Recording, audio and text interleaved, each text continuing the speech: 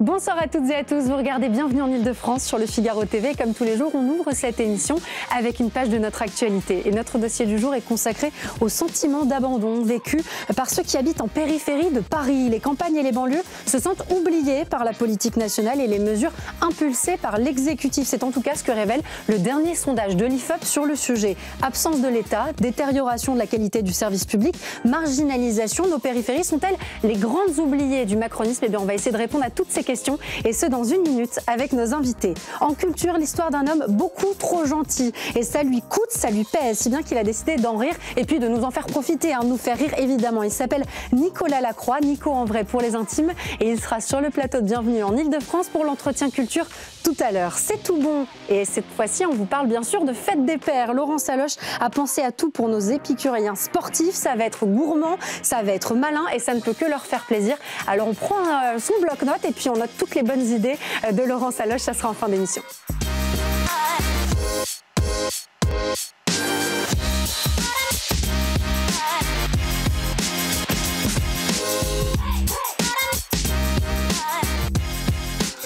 J'aimerais qu'on ouvre cette édition avec ces deux chiffres, ces chiffres qui nous montrent ce sentiment d'abandon vécu par ceux qui habitent les territoires ruraux et les banlieues. 73% des habitants des territoires ruraux, 72% du côté des banlieues s'estiment perdants de la politique menée par Emmanuel Macron. Un sentiment d'abandon, je le disais, qui est vécu de manière plus contrastée encore parfois en Ile-de-France, où Paris semble cristalliser cette action publique, l'accès aux services publics et bien sûr les opportunités économiques, on y reviendra. Ce sentiment d'abandon s'explique-t-il matériellement? Les territoires périphériques sont-ils finalement les grandes oubliées de la politique nationale? Eh bien, on va en parler avec nos invités en plateau et en visio. Brice Sokol, merci beaucoup d'être avec nous. Bonjour, merci. Vous êtes directeur du think tank Confinews qui a commandé le sondage dont on va parler aujourd'hui. Vous êtes également politologue et auteur de Comment les imaginaires transforment la France. Vous êtes accompagné en plateau de Driss Etazaoui. Vous êtes président de l'Association des élus de France et vice-président de l'Association des maires des villes et banlieues. Merci d'être en plateau également. En visio avec nous, Luc Gras,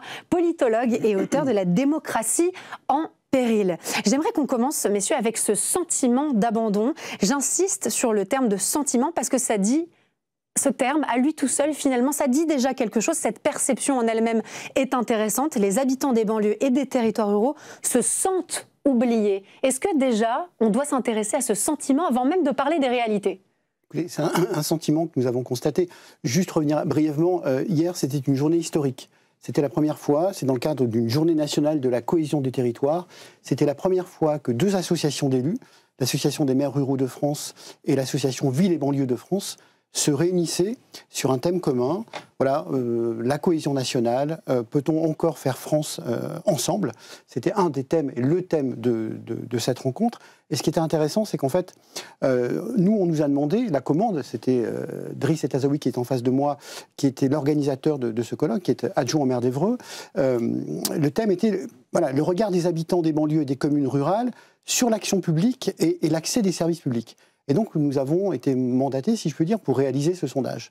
Et nous avons été nous-mêmes très, très surpris par le résultat que vous avez en partie annoncé. C'est qu'en effet, seulement 26%, je vais le prendre à l'envers, des habitants des banlieues sont satisfaits de la politique d'Emmanuel Macron. Ça fait pas beaucoup, hein. Et 14% des habitants des communes rurales. C'est vraiment, moi j'appelle ça, c'est le grand oublié de la peine géographique française. Moi j'appelle ça la peine géographique française. C'est-à-dire que vous avez 70% des Français qui semblent être les oubliés des politiques publiques mises en place. Alors, pas que depuis Emmanuel Macron, mais peut-être même 10 ans avant. Oui, on dit les grands oubliés du macronisme, c'est vrai, parce que d'un point de vue calendaire, ça fonctionne, évidemment, sur les mandats d'Emmanuel Macron, mais c'était vrai aussi avant, dans des proportions peut-être un peu moins importantes. Driss Etazaoui, ce sentiment, comment est-ce qu'on peut le décrire, l'analyser? On reviendra ensuite, évidemment, sur les faits, puisqu'on va analyser cette action publique dans nos territoires, mais sur ce sentiment d'abandon.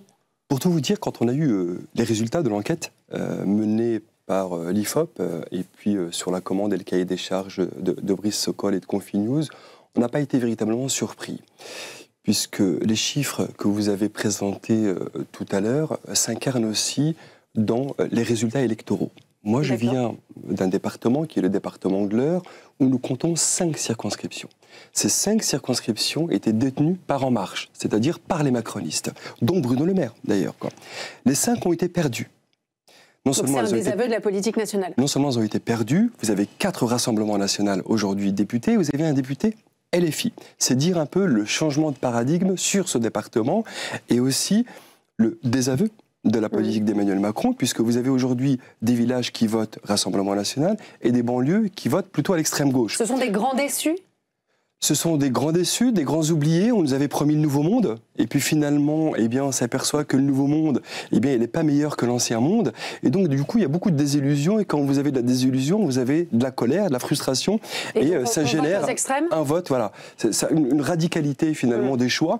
Et c'est ce à quoi on assiste. Donc, nous, on n'était pas très surpris. Le sondage est venu confirmer, finalement, ce que les élus locaux... Parce que nous sommes en prise, absolument, nous sommes en prise avec la réalité. Nous sommes confrontés au quotidien de nos administrés. Et donc, cette réalité-là, elle ne nous avait pas échappé. Mais le sondage, effectivement, de manière académique, vient le confirmer. Ce que vous vivez au quotidien.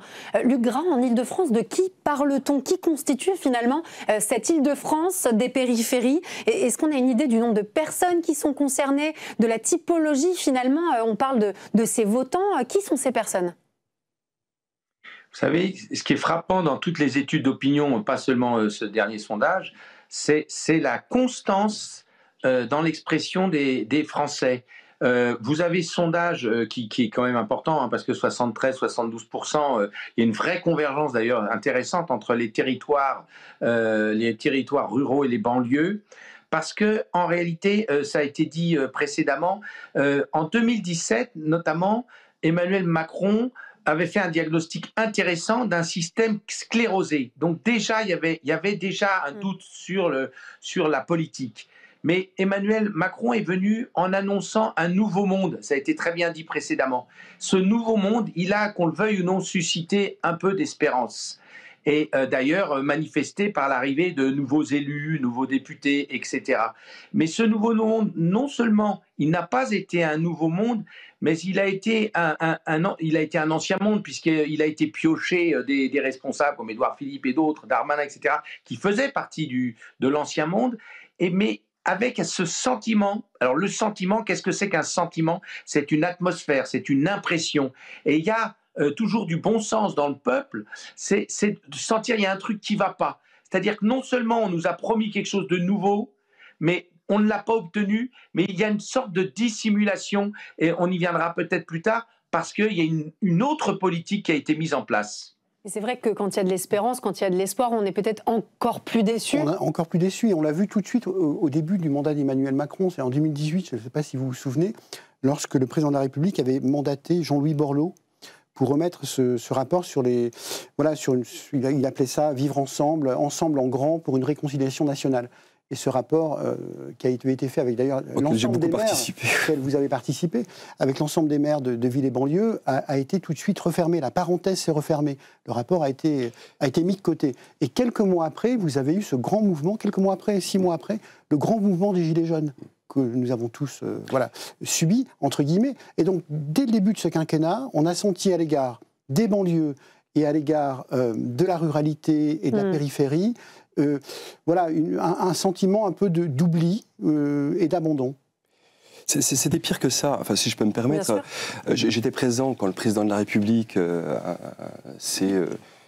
nous a dit finalement ce qu'il comptait faire du rapport et de Jean-Louis Borloo, c'est-à-dire rien, puisqu'il l'a balayé d'un revers de la main. Tous les élus de banlieue étaient présents ce jour-là à l'Élysée, moi y compris, ça a été ressenti comme une véritable humiliation. Oui, c'est un revers finalement. Absolument. Vous décrétez 8 mois avant un grand plan de mobilisation. Vous envoyez Jean-Louis Borloo. Vous demandez aux élus locaux d'être présents sur le terrain, aux acteurs associatifs, aux acteurs économiques. Et puis ensuite, on détricote. Et absolument. Et après, au bout du bout, il ne reste plus rien. C'est-à-dire que vous avez consenti un certain nombre de moyens, beaucoup d'énergie, pour au bout du bout vous dire que finalement, non, le plan, ça ne va pas être ça. Et puis, je vais réfléchir. Je vais constituer d'ailleurs un comité présidentiel qui n'a jamais fonctionné. On nous avait dit, voilà, on va installer un comité présidentiel qui fera le lien entre l'Élysée et le terrain, avec un certain nombre de personnalités qualifiées, sauf que ce comité n'a jamais vraiment fonctionné, et je pense que c'était une manière de calmer les uns et les autres. Le relais de l'État, c'est important dans nos territoires. Vous voyez, nous, on ne désespère pas, et je crois que ça c'est important, parce que dans ce marasme, il faut que les élus locaux, qui ont un devoir d'exemplarité, absolument. Parce que sinon, nous, on a la foi chevillée au corps. Sinon, on jette l'éponge et on arrête tout, et tout s'arrête. Et l'idée pour nous, c'est la raison pour laquelle on a organisé cette journée. Juste un mot sur cette journée. Brice en a parlé tout à l'heure.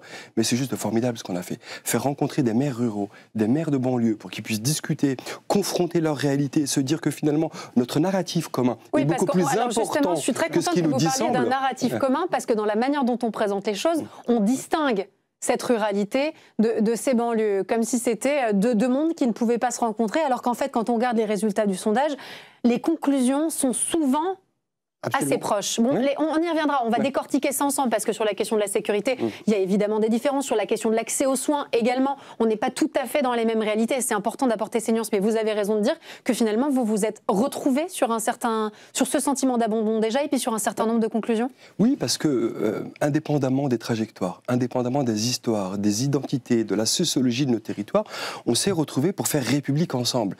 Et il ne s'agit pas seulement d'une incantation, comme dirait le général de Gaulle, c'est-à-dire s'agiter comme un cabri sur sa chaise et crier République, République, République. Nous l'avons incarné hier à Évreux. Évreux était le trait d'union entre deux territoires contrastés, mais qui ont tellement de choses à se dire et qui ont tellement de choses à construire. Et ça, c'était la volonté du président des maires ruraux et du président des villes et banlieues. Et en cela, il faut le saluer. Oui, ce qui est intéressant aussi de constater dans ce sondage, c'est qu'il y a une vraie défiance à l'égard de l'État. Mais comme beaucoup de Français aujourd'hui, c'est-à-dire que la parole républicaine, elle n'est plus à l'échelle nationale, elle est à l'échelle territoriale.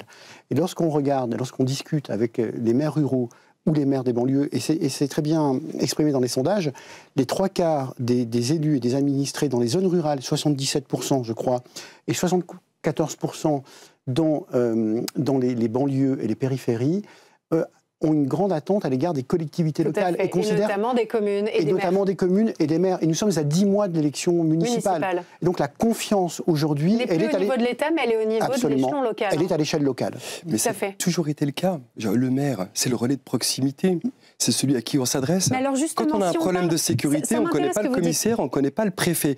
On se tourne vers le maire, il est responsable de tout et il est innocent de rien, le maire. Si on parle de l'action et de cette présence des pouvoirs publics, les maires et toutes les collectivités territoriales sont censés être là pour incarner ce relais de l'État. Pourtant, quand on regarde les sondages, 52% dans les territoires ruraux, 32% dans les banlieues des habitants nous disent « je n'ai pas le sentiment de bénéficier de cette action publique ». Mais parce que le maire, s'il peut beaucoup, ne peut pas tout. Parce qu'il n'a pas les compétences nécessaires ? Il n'a pas les compétences, il n'a pas les leviers. Aujourd'hui, on a beaucoup dépossédé les maires au bénéfice des intercommunalités, le développement économique et l'emploi. Non, il faut mutualiser aussi. Et il y a des choix stratégiques, il y a des grands documents de planification qui doivent se concevoir à l'échelle d'une intercommunalité, d'un bassin de vie, et pas seulement à l'échelle d'un quartier ou d'une ville. Donc non, il y a un équilibre à trouver. Peut-être qu'on n'a pas mis le curseur là où il fallait le mettre.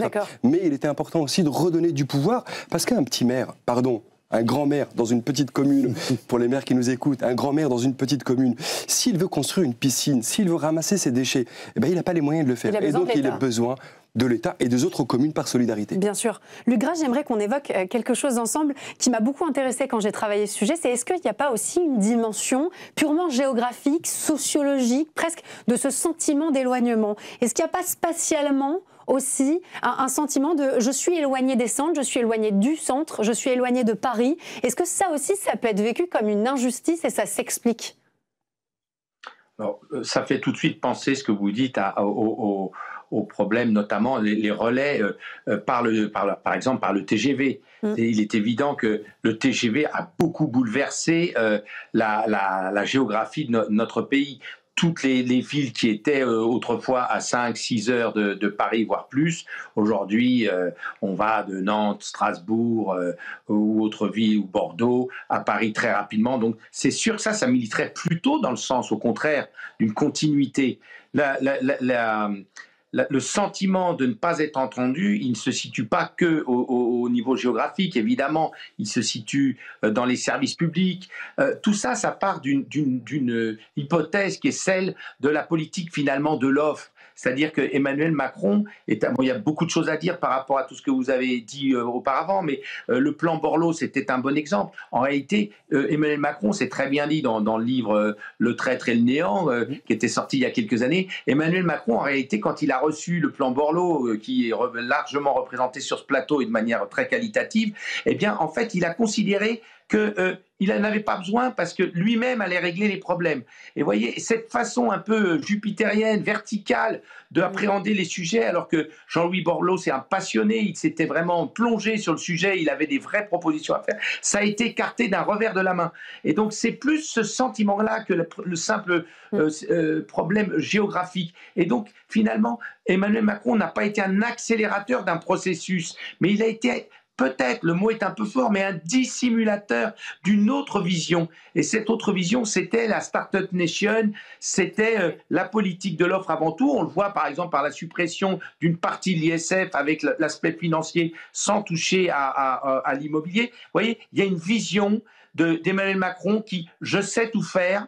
Et je propose à la France d'aller vers une nation de start-up et financière. Et ça, malheureusement, ça ne marche pas parce que c'est aux antipodes de la vie concrète des Français. Les Français ont besoin de deux choses principalement, comme ça a été très bien dit, notamment par le sociologue Julie, c'est le quotidien, leur pouvoir d'achat, le travail, etc. Ça, c'est très important. La sécurité, bien sûr, et bien sûr le pouvoir d'achat. Voilà, et une fois qu'on quitte cette perspective-là, eh bien, on perd les Français. Et les Français ne se retrouvent pas dans un grand leader qui vous explique qu'il vaut mieux faire des grands rassemblements à Versailles, même si ce n'est pas forcément négatif. Vous voyez, les Français ne se reconnaissent plus dans leur président et depuis longtemps, et c'est dans mon livre la démocratie en péril, ne se retrouvent pas dans les élus. C'est pourquoi toute initiative qui permet aux élus de montrer aux électeurs qu'ils ont enfin entendu le message qu'un élu s'engage en politique, non pas pour lui, mais pour servir le bien commun.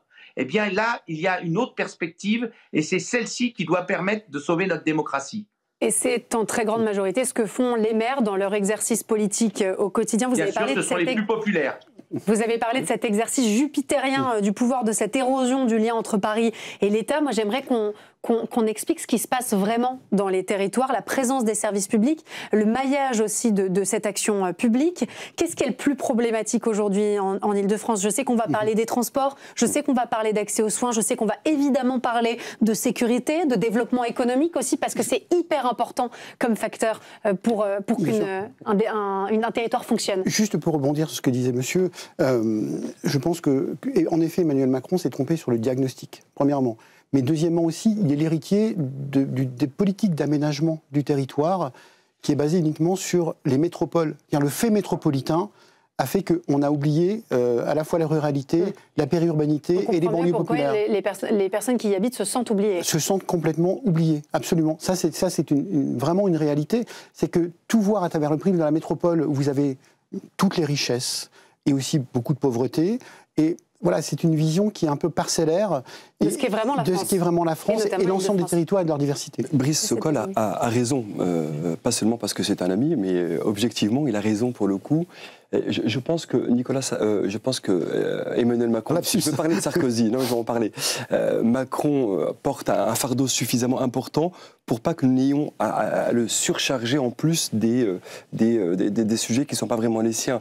Moi, je rappelle concernant, par exemple, puisque vous évoquez l'accès aux services publics, que la révision générale des politiques publiques, c'est pas Emmanuel Macron, c'est Nicolas Sarkozy. Et donc, on part de beaucoup plus loin pour comprendre le phénomène d'aujourd'hui.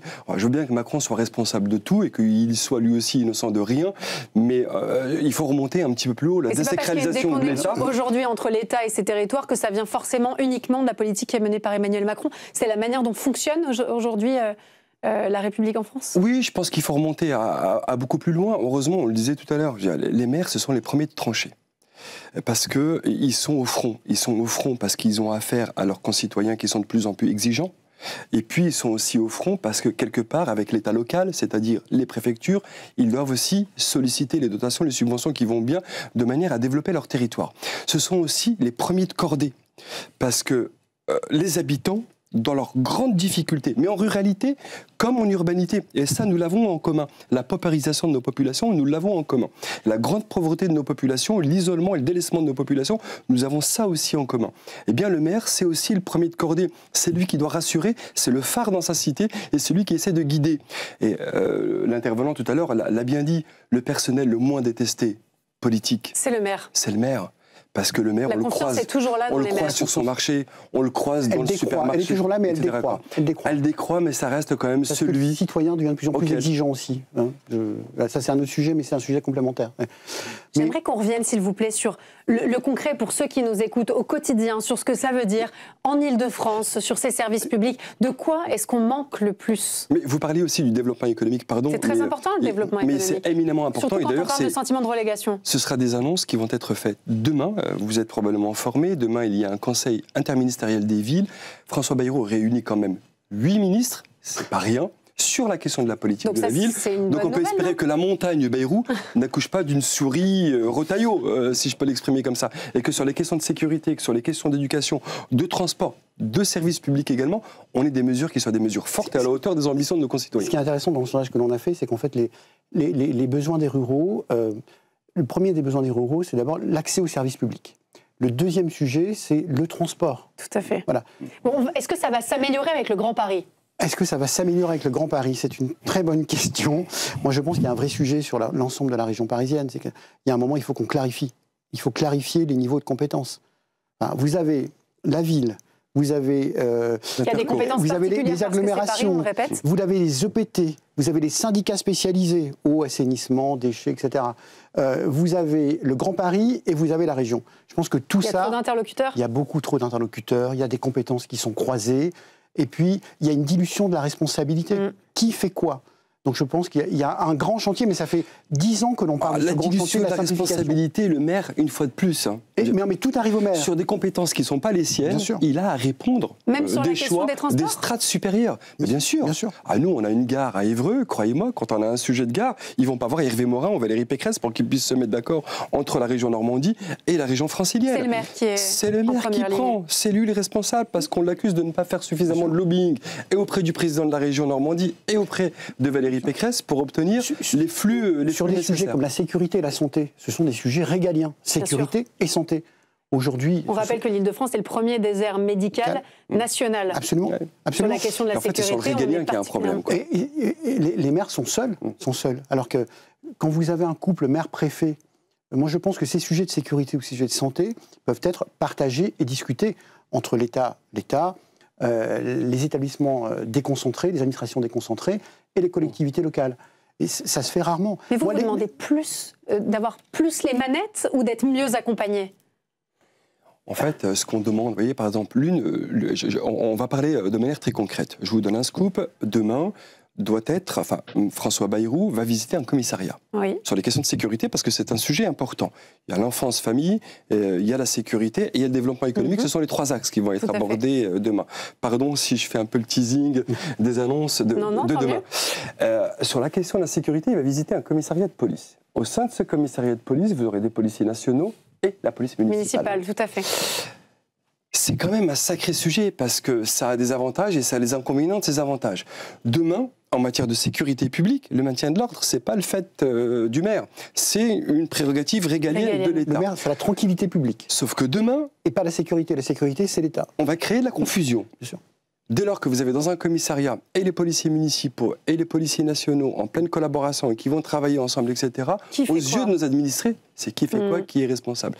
Et je pense que le maire, on va le mettre quand même dans une situation pénible. Et en même temps, on a besoin de travailler avec la police nationale. On l'a demandé aussi, cette police municipale, non? Mais la police municipale, non seulement on l'a demandé, mais on demande même plus de police nationale. Et c'est l'un des sujets du sondage. C'est-à-dire que dans nos banlieues, dans les quartiers, ce qu'attendent les habitants, c'est plus de police. Alors contrairement au fantasme qui voudrait qu'il y ait un problème entre la population et la police, mais pas du tout. Oui, et ça, dans les banlieues, justement, c'est la sécurité, priorité, les habitants des banlieues. Oui, absolument. De plus de sécurité, plus de moyens, plus d'effectifs. Absolument. Parce qu'ils sont les premiers à souffrir de l'insécurité. Bien sûr. Je pense que là, c'est une manière de penser un impensé. C'est-à-dire que la sécurité est un problème auquel sont confrontés 90% des familles qui vivent dans les banlieues et dans les banlieues populaires. Voilà. Ça, il faut vraiment le dire, il faut le réaffirmer. Et c'est là où on aurait besoin d'un véritable continuum de sécurité, notamment prioritairement dans ces banlieues populaires aussi. Ce n'est pas le cas dans le rural, par exemple. C'est une des différenciations du sondage. Dans le rural, la sécurité n'apparaît pas comme le premier des thèmes. C'est vraiment l'accès aux services publics, l'accès aux soins et les transports, évidemment, vous l'avez rappelé. Pour rassurer ceux qui nous écoutent, qui se sentent justement ces grands oubliés de la politique nationale, qu'est-ce qu'on peut leur dire de positif? Moi, j'ai noté 2 choses. L'accès à Internet, qui globalement n'est décrié par personne, aucun de ses habitants. L'école aussi, qui tend à s'améliorer avec un accès quand même à l'éducation, que ce soit dans le primaire ou dans le secondaire, qui est quand même facilité. Est-ce qu'il y a des choses qui fonctionnent quand même dans ce qu'on décrit, parce qu'on dresse un bilan qui n'est pas évident? Il y a des sujets finalement qui tendent à s'améliorer. On avait la Cour des comptes il y a 1 an et demi, j'étais invité chez vos collègues aussi, puisque c'est la première fois que la Cour des comptes sortait un rapport aussi sévère vis-à-vis du gouvernement sur l'absence de services publics et sur le tout numérique. C'est-à-dire que nos administrés, quand ils passent un coup de fil, ils ont une petite voix qui leur dit de toucher 2. Ensuite de pianoter 4, ensuite de toucher 6, et finalement on n'avait plus personne au bout du fil. Et ça crée beaucoup d'exaspération, et ça crée aussi beaucoup de colère. C'est des sujets qui reviennent. Et là, sur les services publics, on peut quand même saluer le déploiement des maisons France Services. Donc en termes d'accès aux services publics, c'est pas la panacée. Mais le maillage est plus dense. Hein. Je le vois dans notre département, je le vois sur l'agglomération d'Évreux. On a des maisons France Services dans les quartiers de la politique de la ville, et on a même des unités mobiles qui vont au plus près de nos concitoyens pour leur apporter des services publics, que ce soit la sécurité sociale, que ce soit la caisse d'allocation familiale, que ce soit les services des impôts. On essaye quand même d'aller au plus près. Donc ça va un peu mieux. Ça va un peu mieux, mais c'est pas suffisant. Mais pourquoi? Mais on part de loin. Prenez le quartier de la Madeleine à Évreux, 13 000 habitants. On avait de plein droit une caisse d'allocation familiale et la sécurité sociale. On avait 37 équivalents temps plein. Nicolas Sarkozy est passé par là. On n'a plus rien. On nous a mis à la place une maison France Service avec 2 employés qui sont, soit dit en passant, 2 employés municipaux, donc de la collectivité. C'est nous qui les finançons avec 2 francs 6 sous de la part de l'État. Où sont passés alors ces relais? Ça compensera jamais les 37 équivalents temps plein qui étaient sur le quartier de la Madeleine avec 13 000 habitants. Qui ont absolument disparu. Et maintenant, on demande aux gens du quartier ou bien de s'adresser à la maison France Service avec les 2 employés municipaux, ou bien de faire quelques kilomètres, descendre dans le centre-ville pour aller à la CAF ou aller à la sécurité sociale. Bon, voilà un peu les sujets auxquels on est confrontés. J'aimerais qu'on dise un mot de ce que vous avez évoqué tout à l'heure. Tous ceux qui sont interrogés tendent à avoir, et vous l'avez rappelé, beaucoup plus confiance dans les échelons locaux. On l'a dit dans cette émission, les relais de proximité, notamment les maires. Est-ce qu'on va avoir droit cette année à des élections municipales qui vont avoir une saveur toute particulière et qui vont être peut-être cruciales dans l'exercice de la démocratie? Elles vont être déterminantes parce que, a priori, je dis bien a priori, ce sont les dernières élections avant les élections présidentielles. Peut-être. Vous avez raison, il faut se méfier maintenant. Il faut se méfier.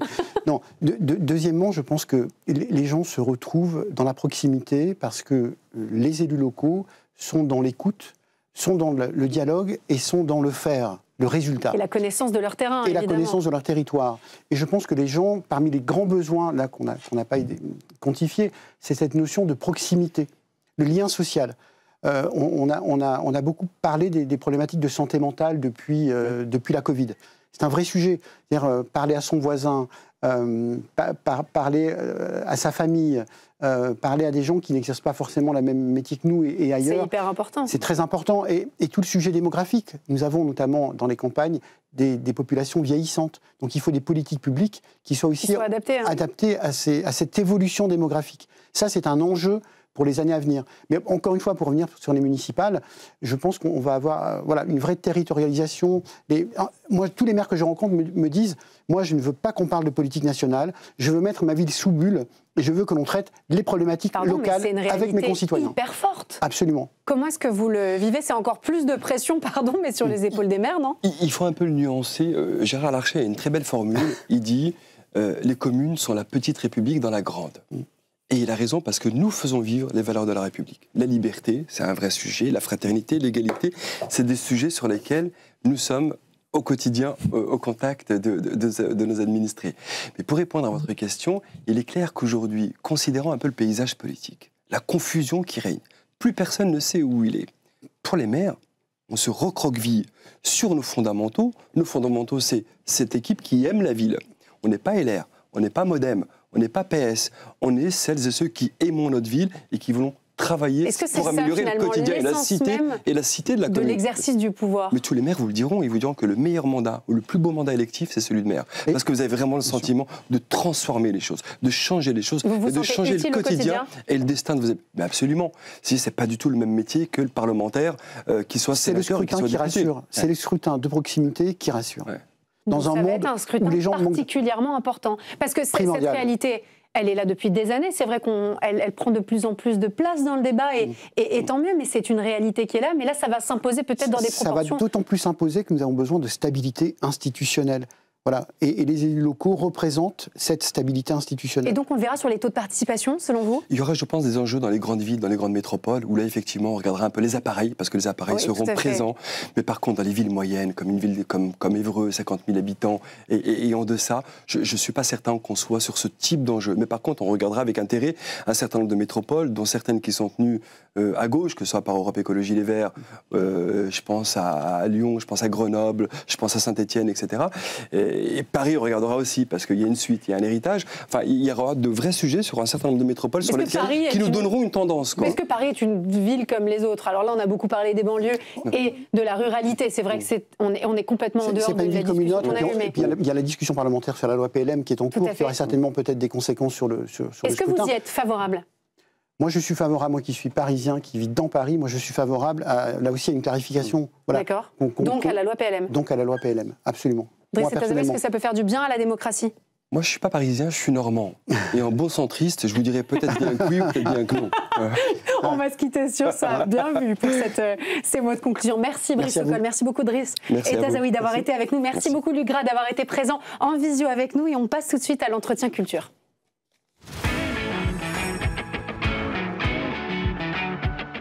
Aujourd'hui, un spectacle, un one-man show, celui d'un homme trop gentil, mais alors vraiment beaucoup trop gentil. Il s'appelle Nicolas Lacroix, que vous connaissez, j'en suis sûre, sous le pseudo Nico en vrai. Et sur YouTube, eh bien, figurez-vous que ça donne ça. On regarde ensemble.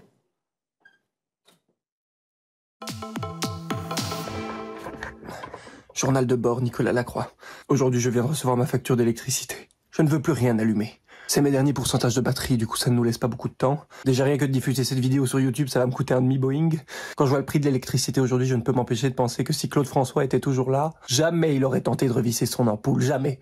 Il l'aurait laissée éteinte. Tu nous manques, Claude. Alexandrie. Après j'ai trouvé des petites techniques, faut pas croire. Chaque soir j'allume un feu pour cuire mes pâtes. 3 heures pour que l'eau arrive à ébullition. Manquait plus que Denis Brognard. Sauf que là le poteau on nous le met bien profond dans le cul.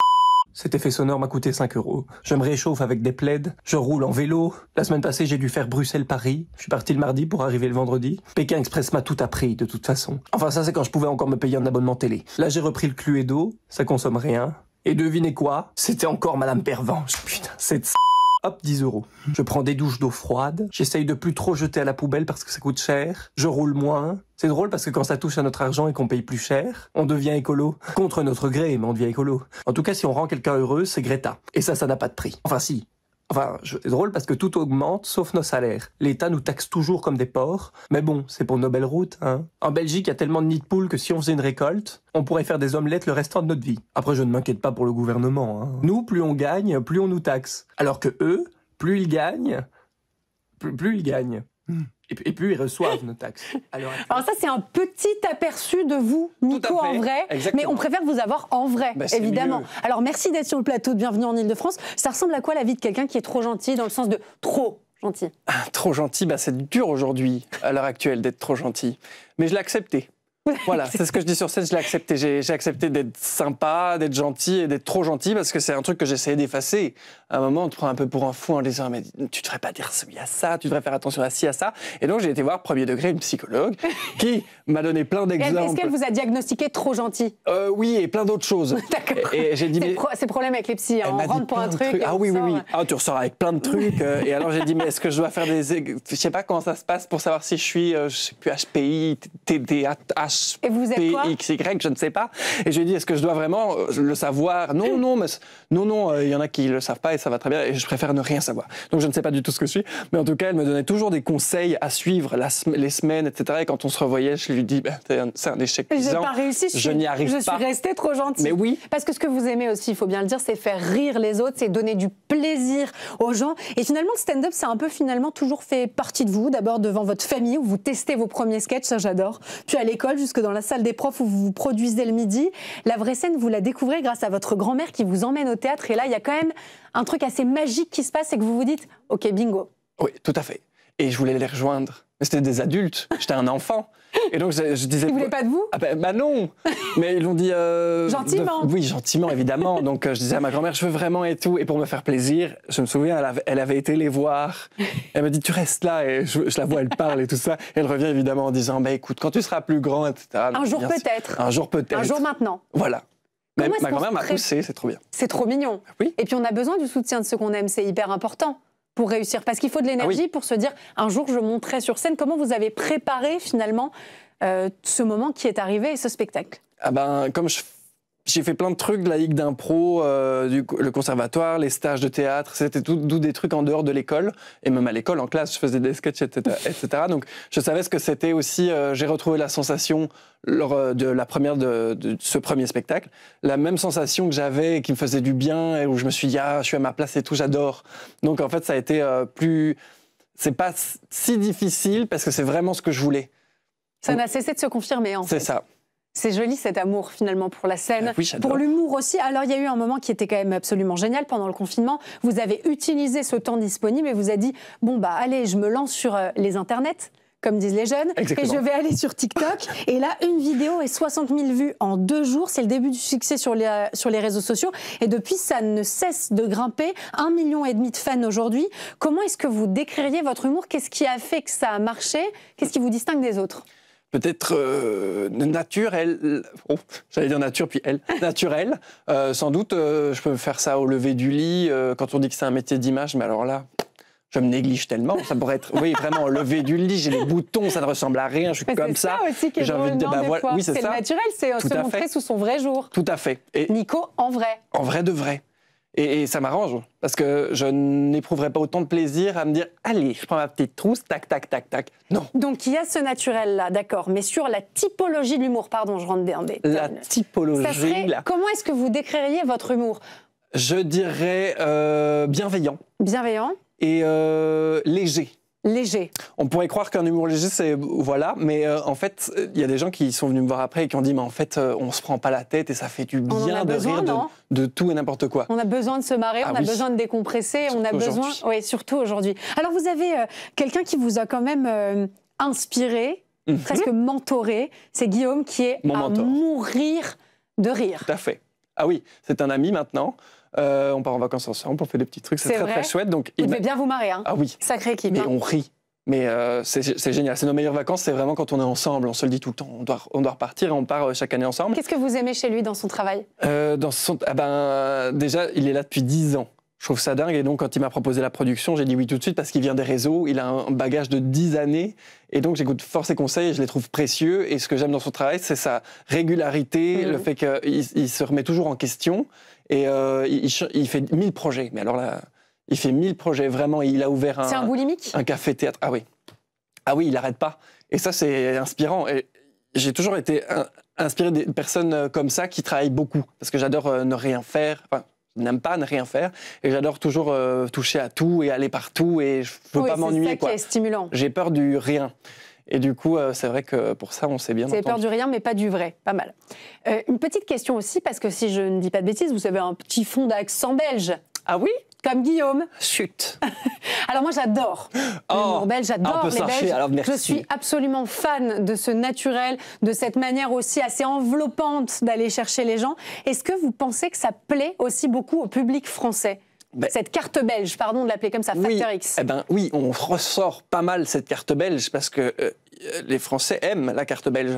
Et c'est vrai qu'on nous voit un peu, c'est ce que je dis toujours, comme des petits oursons en peluche. C'est le petit belge, tu vois. Ah, c'est assez mignon. Moi, j'étais pas dans ce registre-là quand je disais que j'adorais. C'est un petit peu comme ça qu'on voit le truc. Ils sont mignons. Et tu peux faire ce que tu veux. On te dira toujours, il est belge. Les Belges, on peut y aller. On peut y aller. Un peu trop, parfois. Des fois, ça vous agace? Pas du tout. D'accord. Non, on renie pas du tout notre pays. De toute façon, ça va vous agacer, vous êtes trop gentil. Bien sûr. Évidemment. Moi, j'aimerais savoir comment vous avez construit ce spectacle. Il y a une idée claire, c'est l'histoire d'un garçon qui est trop gentil, qui sait pas dire non, mais qui boue, en fait, au fond de lui, qui a quand même des idées, qui pense, qui est loin d'être con, pour le dire autrement. Et dans ce spectacle, vous parlez de vous connaissez bien votre époque, votre génération, vous tournez en dérision votre coming out, vous vous inquiétez de la perte de la langue française avec des Weshden et des Joule pour remplacer par exemple Baudelaire, la place de la technologie, la place de l'IA. C'est quoi qui guide votre écriture? Alors souvent, j'ai un co-auteur pour ce spectacle, qui est Guillaume. Et en fait, à chaque fois que j'écris, il me dit, mais ça va dans ta vie? Parce que c'est pas... Ça n'a pas l'air, hein. Ça commence toujours sur un fond un peu noir. Et donc, mais j'adore ça, parce que ça donne la touche de fin du message. J'adore quand il y a un message derrière, je trouve que c'est génial. Donc il faut qu'il y ait du sens. Oui, j'adore quand il y a du sens. Le rire pour le rire, voilà, ça m'excite pas trop, mais par contre, quand il y a du sens, oui, et donc... J'écris d'abord le sens vraiment, et puis on rajoute des vannes après. Et c'est beaucoup plus intéressant simple. Ce que vous dites. Donc en fait, vous écrivez d'abord, et ensuite l'humour finalement vient perler Tout à fait. ce sens. Oui, et du coup, c'est... Je suis pas sûre que ça soit pareil pour tous les humoristes. Je sais pas, mais moi j'écris fort. Tout vient toujours d'un petit mal-être. C'est marrant parce que c'est de l'humour, mais je veux dire, tout vient toujours d'une mauvaise journée ou d'un truc. Les plus détraqués sont sans aucun doute les psys. Hein. Oh, sûrement. Sans vouloir faire vouloir être désagréable. Ça, c'est vrai. Alors, il y a un truc qui est quand même qui revient assez souvent dans le spectacle, c'est que c'était mieux avant. C'est marrant pour un jeune, et c'est surtout assez génial d'assumer ce côté ultra vieux jeu, pardon. Oui. Vous êtes un vieux, quoi. Dans un corps de jeune. C'est vrai. Mais j'ai laissé ça Big Flo et Oli, qui en a fait une chanson. Mais c'est vrai que j'étais étonné de voir ça, parce que je voulais l'appeler C'était mieux avant. Ouais. Et je me suis dit, ouais, ça fait un peu... Cette phrase, elle est un peu chiante quand même, hein. On va pas se le cacher en se disant, oh mais là là, vous trouvez que c'était mieux radote, avant, etc. Et vous connaissiez avant? En fait, non. Et j'en ai conclu, parce que j'ai fait ma psychanalyse, et j'en ai conclu que c'était mieux avant, c'est parce qu'avant, on avait l'insouciance qu'on n'a plus. Et pour moi, ça vient de là, cette phrase du « c'était mieux avant », c'est parce qu'en fait, on était insouciant, qu'on n'avait pas à penser aux impôts, aux factures, à toute la vie d'adulte, à qu'est-ce qu'on va manger, qu'est-ce qu'on fait. Pour moi, il y a ça qui entre en jeu, et effectivement, je pense que tout le monde, pour ça, dirait que c'était mieux avant. Je crois que ma grand-mère le disait, ma mère le disait, je vais le dire, c'est sûr. Mais évidemment. Alors, il y a quelque chose, vous avez parlé de cette noirceur, finalement, qui nourrit aussi un petit peu les sketchs ensuite que vous construisez, et donc le fil de cette histoire que vous nous racontez sur scène. Est-ce que vous êtes avant tout un grand angoissé et que vous... Oui, ça fait tant que ça. Non, pas tant que ça, mais je me doute que pour être autant nostalgique de ce monde sur lequel on n'a aucune prise, qui sera déjà différent demain matin, il faut déjà avoir cette angoisse qui est aussi un potentiel créatif, finalement. Oui, tout à fait. Ah, il faut la canaliser, mais parce que les insomnies, ça y va. Mais sinon, oui, c'est vrai que je pense beaucoup tout le temps, j'ai angoissé, oui, c'est ça. Et du coup, voilà, ça fait des sketchs. Hein. Ça, j'en doute pas une seule évidemment. seconde. C'est vrai que ça part toujours des angoisses, comme les casques virtuels, par exemple. J'adore. Ça vous aussi, angoisse, ces casques virtuels? Tout ce qui est intelligence artificielle et tout ça, moi, ça me fascine. J'utilise. C'est mon meilleur ami, là, maintenant, actuellement. Je lui demande n'importe où et n'importe quoi. Alors là. Mais ça vous fait quand même peur? Mais ça me fait peur. Mais au début, je voulais pas l'utiliser, et puis je me suis dit, mais tout le monde, influençable, hein, finalement, tout le monde l'utilise, je vais l'utiliser aussi, je vais voir un petit peu ce que c'est, et c'est bluffant, ça oui. Mais ça fait peur, du coup, pour tout ce qui... Par exemple, c'est vrai que je fais un curé dans le spectacle, par exemple, je dis, les intelligences artificielles nous mettront potentiellement tous au chômage, mais il y en a à qui ça ferait du bien parce qu'il manque de curés à l'heure actuelle. Et donc, je fais un curé qui doit faire toutes les messes du village, et donc à chaque fois, il boit son vin, à la fin, il est pété. Et il finit, on imagine, évidemment, dans un mauvais état. Bien sûr. Vous parlez à votre génération ou vous parlez aussi à ceux qui trouvent que c'était mieux avant et donc un peu aux plus âgés? Un peu à toute génération, et c'est ce qu'il y a dans la salle. C'est vraiment, il y a des jeunes, des plus âgés, il y a des grands-parents qui emmènent leurs petits-enfants, il y a des parents qui emmènent leurs enfants. C'est ça qui est génial, et c'est surtout que les retours sont tous très bons par rapport à n'importe quelle tranche d'âge. Et ça, c'est hyper important. C'est génial. Et vous êtes déjà complet les 6 et 12 juin au petit Palais des Glaces à Paris. Vous annoncez déjà des prolongations pour septembre. Donc ça, c'est une très bonne nouvelle parce que ça va permettre à ceux qui nous écoutent de venir vous voir, évidemment. Qu'est-ce que vous espérez provoquer chez votre public? Le rire. Non, mais à part le rire. À part le rire, j'aime juste la réflexion. Voilà, dézoomer sur ce qu'on est en train de vivre, on est trop dedans. Et c'est vrai que quand tu dézoomes, ça ne peut pas faire peur non plus, mais rire de ça, j'aime bien. Ça fait du bien de rire de soi aussi. Tout à fait. Et ça fait du bien d'être vrai. Ça dédramatise. Surtout quand on est trop gentil. Bien sûr. Merci beaucoup, Nicolas Ambray, d'être venu sur le plateau de Bienvenue en Ile-de-France. Et il faut aller voir ce spectacle, Trop gentil. Tout à fait. Merci beaucoup. À bientôt. Merci à vous. Et on passe tout de suite à la chronique gastronomique de Laurent Saloche. C'est parti.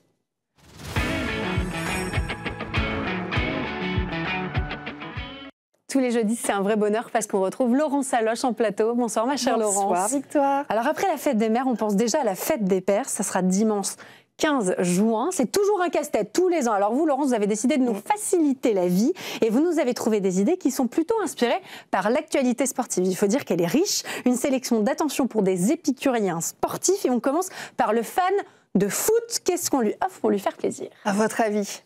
bienvenue avec le PSG. Bienvenue en Ile-de-France. Et puis avec ce titre quand même que nous a ramené le PSG. C'est formidable titre qu'on a eu. Alors on lui trouve absolument tout ce qui a un rapport et qui peut restaurer en fait le souvenir de cette victoire incroyable. Et alors j'ai cherché un petit peu. Sur le site officiel, vous allez avoir des mugs, des verres qui sont logotés. Assez banal. En revanche, plus étonnant, vous pouvez lui offrir un gâteau.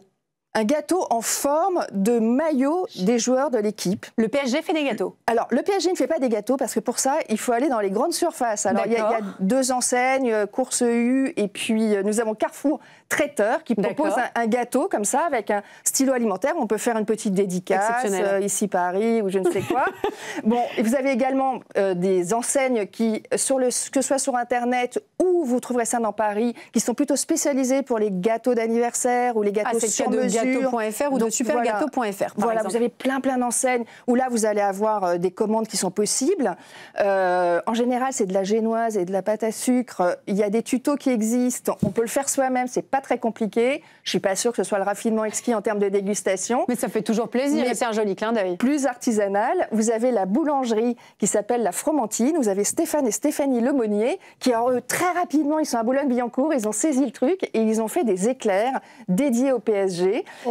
C'était dans la foulée du match. Je pense que si on leur demande gentiment et une quantité un peu raisonnable, on peut avoir ça. On peut négocier ça pour la fête des pères. C'est absolument génial. C'est bluffant, à mon avis. Là vous touchez au but direct.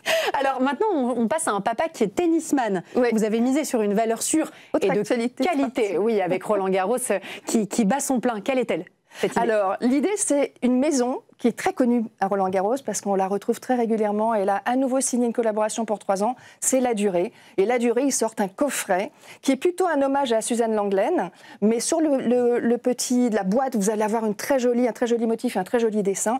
Il y a un petit bonhomme pour la caution masculine. Et alors, vous avez plusieurs parfums qui sont un confit à l'hibiscus et au pamplemousse. Et si, de surcroît, votre papa amateur de tennis et aussi esthète et artiste, ou en tout cas aime les artistes, il y a un autre coffret qui est très sympathique, qui est une alternative, qui est un hommage à Matisse, le peintre Matisse, et qui représente d'ailleurs cette œuvre très connue de La Perruche et de la Sirène. C'est un joli coffret aussi, où là vous avez 12 macarons, enfin bref, vous avez l'embarras du choix pour lui faire un joli petit cadeau pour un prix assez raisonnable. C'est une super idée, et là en plus on peut coupler 2 passions que sont le tennis et l'art. Alors là on est sûr de ne pas se tromper. On passe au judo avec pour figure emblématique un champion XXL, Teddy Riner, qui a été une star des Jeux. On voit forcément les choses en très grand avec lui. Voilà, extrêmement grand. Alors là, on va alors vous pouvez aller toujours chez Philippe Conticini. Je vous en ai déjà parlé, mais oui, parce que c'est cet énorme croissant, le pain au chocolat hyper impressionnant. Tout à fait. Mais bon, ça c'est du déjà vu, donc on va jouer la carte de l'originalité.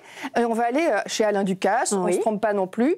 Et alors, il sort pour la fête des pères une tablette XXL. Elle fait quelle taille? Elle fait 280 grammes. Elle est à peu près comme ça. C'est assez lourd. Lourd. Pas pour l'intérieur, même si c'est un praliné et gourmand, donc. Oui, et des éclats de noisettes.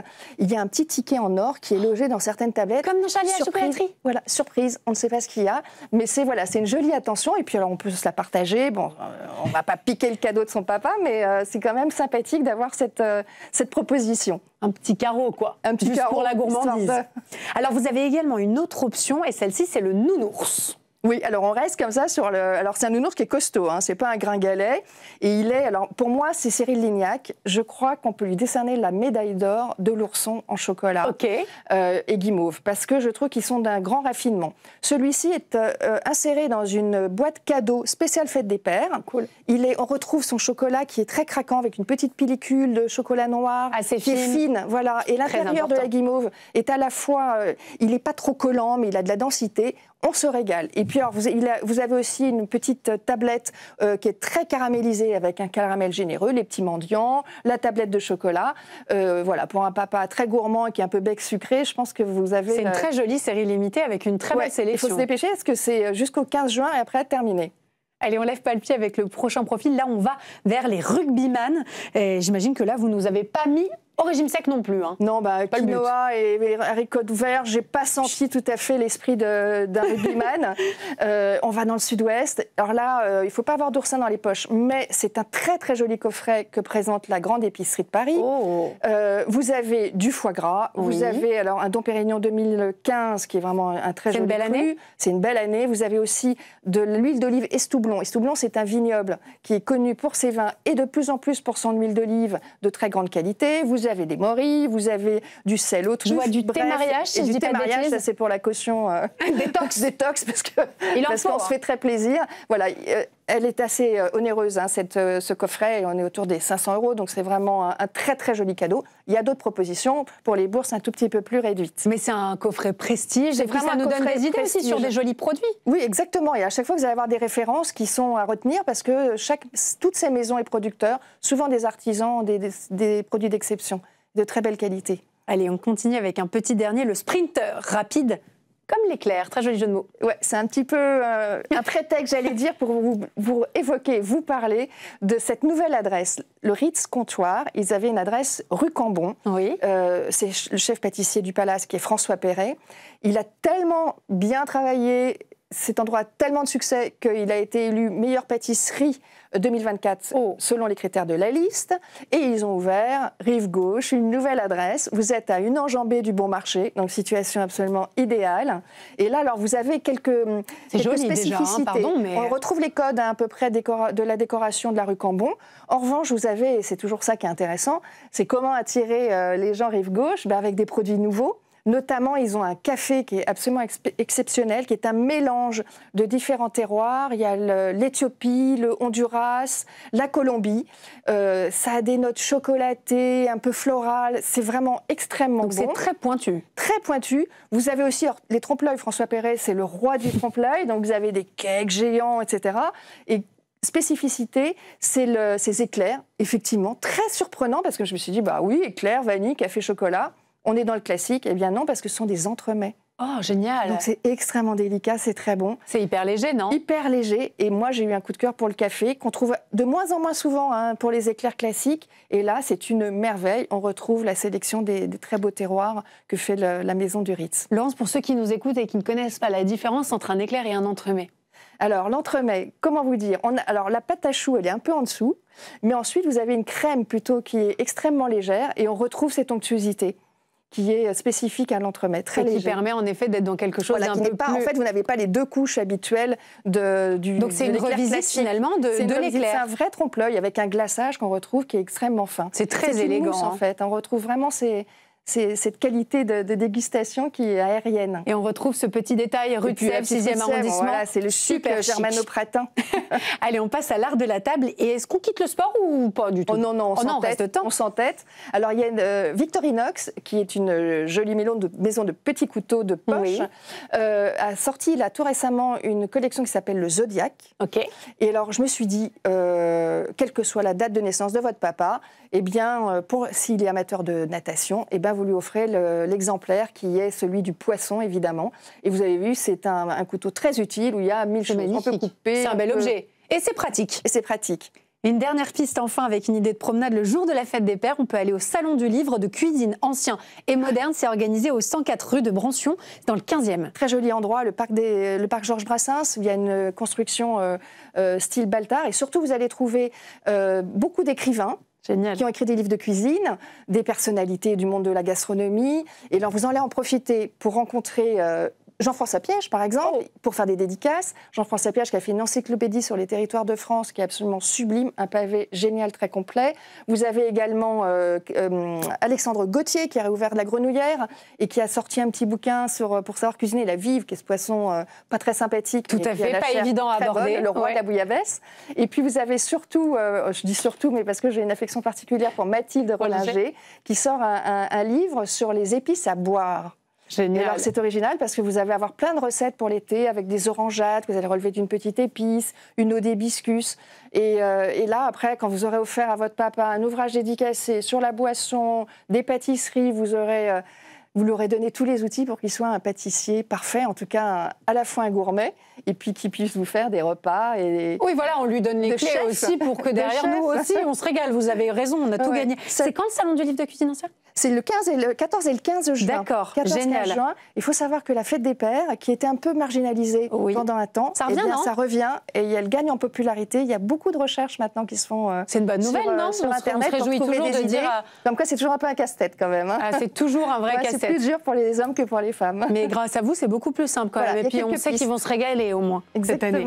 Merci beaucoup, ma chère Laurence. On vous souhaite évidemment une excellente soirée. On vous retrouve jeudi prochain sans faute. Et moi, en attendant, je vous souhaite une très très belle soirée sur le Figaro TV. Et je vous dis à lundi. En attendant, vous retrouvez Damien Canivez.